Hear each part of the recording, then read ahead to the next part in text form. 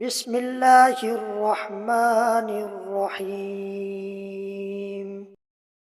حضرت ابو ہریرہ رضی اللہ تعالی عنہ کا کہنا ہے کہ ہم رسول پاک صلی اللہ علیہ وآلہ وسلم کے ساتھ تھے۔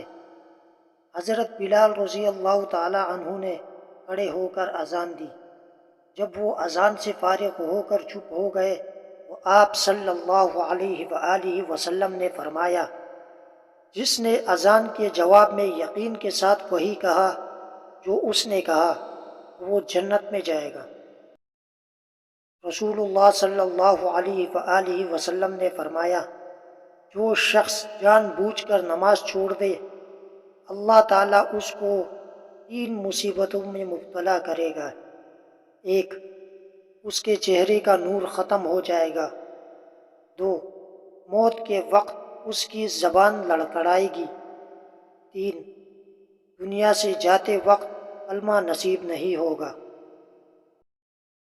حضرت ابو ہریرہ رضی اللہ تعالی عنہ سے روایت ہے کہ انہوں نے رسول اللہ صلی اللہ علیہ وآلہ وسلم کو فرماتے ہوئے سنا کہ اگر کسی کے دروازے پر کوئی نہر جاری ہو اور وہ اس میں ہر روز 5 مرتبہ نہاتا ہو تو تم کیا کہتے ہو کہ یہ نہانا اس کے میل کو باقی رکھے گا؟